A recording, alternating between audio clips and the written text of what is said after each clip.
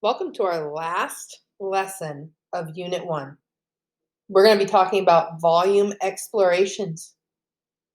We're going to be able to find volumes of figures composed of rectangular prisms and solve real-world problems involving volume. We're going to be able to write and interpret numerical expressions, convert like measurement units within a given measurement system, and as always, continue to understand the concepts of volume.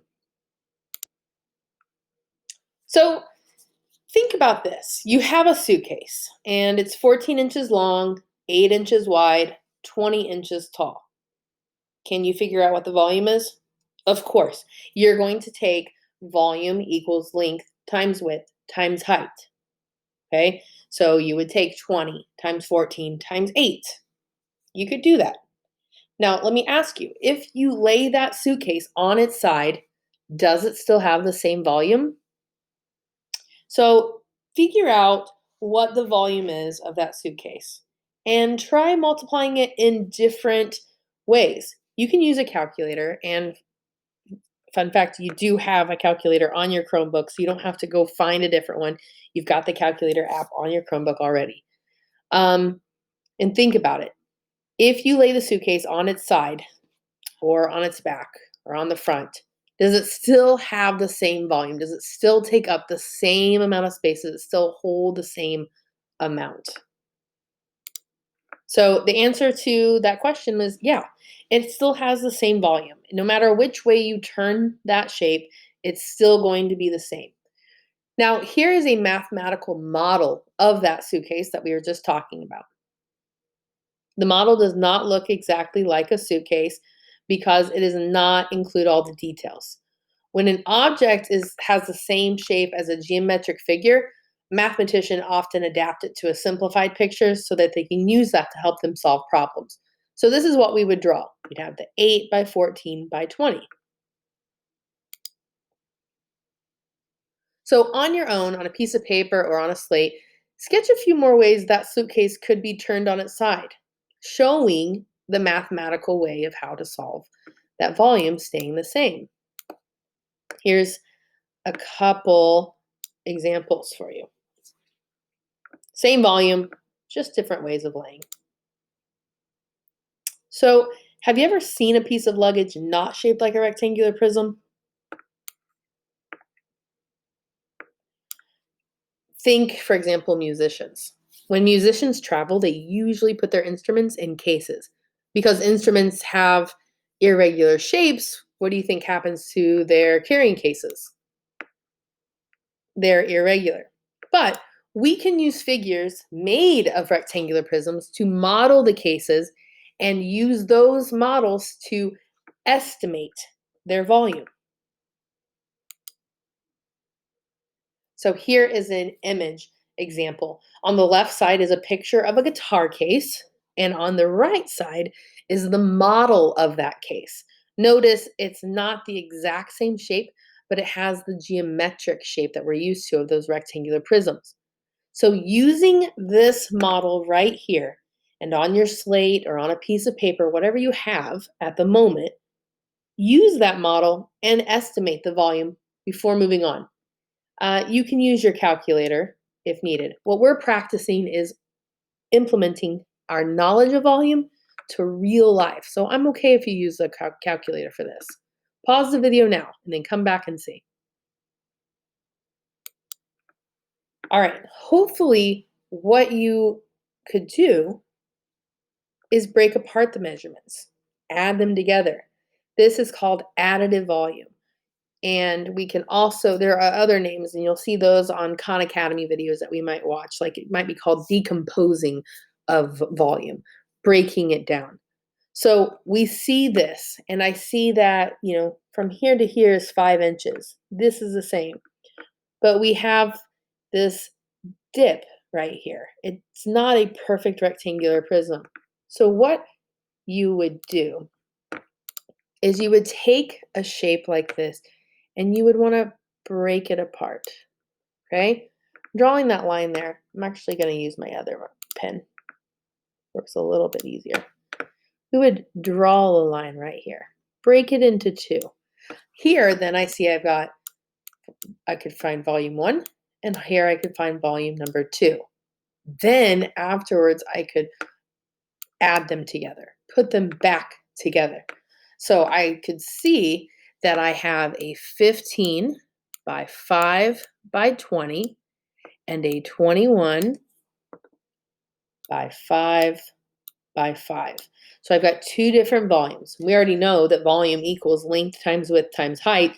So this is easy. We can find this one, we can find this one, and then add them together. Pause the video, try that out. Here I have taken time and I have shown you my work. I've tried to color code it. I've got the red with volume 1 and blue with volume 2. You can see that I had 15 times 5 times 20. I got a 1,500 cubic inches for volume 1. For volume 2, I did 21 times 5 times 5, which I got 525 cubic inches. And then what I did was I added those two together to get a total of 2,025 cubic inches, or inches cubed.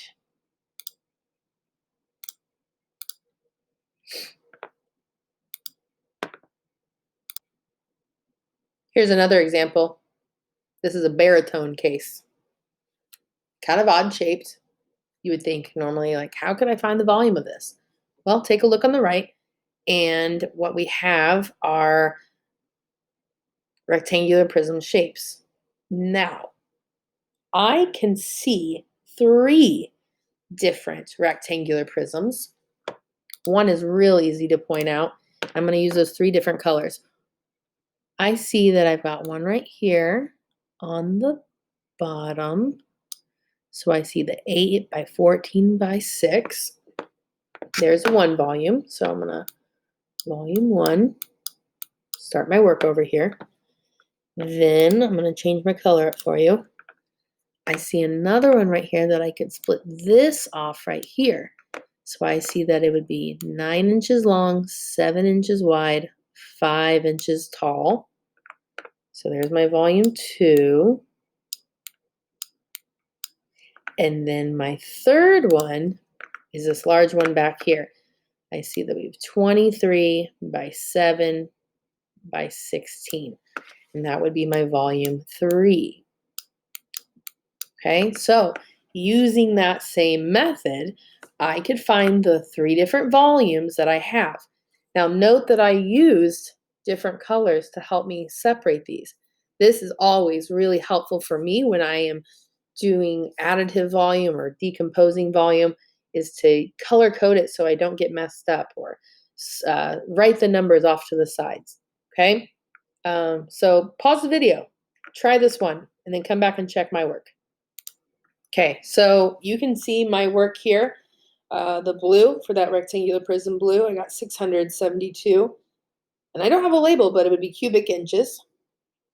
My green was 315 cubic inches. And my orange, the largest one, the biggest part of this case, 2,576. What am I going to do with the 3 of those? I'm going to add those up. Okay, so I'm going to take 2,576 plus 315 plus 672, and I am using a calculator just like it said I could do to help this process, because I'm working with larger numbers, and I get a grand total of 3,563. And I know, again, I'm working with inches, and this is volume, which would be cubed. So 356 cubic inches for this baritone case. So turn to page 32 in your math journal, and you're going to see some examples that are just like the ones that I did. Now, for problems 1 through 3, you are using those mathematical models on the right to estimate the volumes of the instrument cases. So you're actually going to, in your journal, pick these apart. Now notice for the trombone case and the French horn case, they've kind of already divided them into 2 specific rectangular prisms for you. what I suggest for you to do is to use color coded. Color those into 2 different colors to help you visualize it a little bit better. Okay, so 1, you're doing the trombone case. 2, you're doing the French horn case. And 3, you're doing the xylophone case. Now this one, they did not draw the lines. Okay, so I'm going to do that for you to show you. On number 3, the best way for you to do this is to split it into 3. Of course, you would do a little bit straighter lines, and you'll see that you would have 1, 2, 3 rectangular prisms, okay, to solve. So pause your video, do 1, 2, and 3. Try those, come back, check it out, and see how you did. All right, let's check out 1 and 2. Should be able to. We'll pause that again, and we'll go into a different view. All right, so we should be able to see the answers this way and check our work. That gave you some extra time to pause and work. Number 1, the trombone case, and number 2, the French horn case. Let's see. The trombone case was 1,352 inches cubed. You had 2 rectangular prisms, finding those volumes and adding them together. Number 2, French horn case, 2,136 cubic inches. And that xylophone case had 3 spots, 3 rectangular prisms. Can we get this? 4,050 cubic inches. Now, try this. Pause your video after I read this to you. There's no image, but you can use the same type of thing. Asher needs to take the xylophone, the trombone, and the French horn with him to a band concert. His trunk is 13 cubic feet of cargo space. Can he fit all 3 of these cases in his trunk? Explain how you know this. Pause your video, try number 4, write out your answer, and then come back and see if your thinking connects to mine.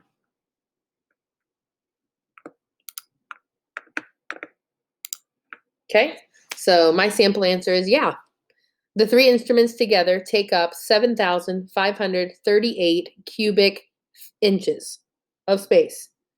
I know that there are 1,728 cubic inches in 1 cubic foot. That is from yesterday's work. So that's about 4 cubic feet. Asher has 13 cubic feet in his trunk. So the cases should fit.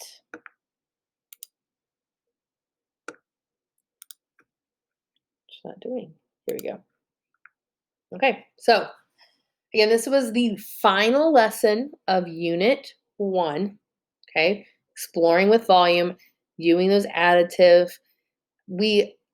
I will tell you that when we do additive volume, when we first try it, we get it. We understand it. What I suggest to you is really going back and watching this video to make sure that you understand the idea of breaking them apart into multiple and then practicing that, adding them together like we did on these pages and in the examples. So again, we were able to find volumes of figures composed of rectangular prisms and connecting them to the real world with those music instruments.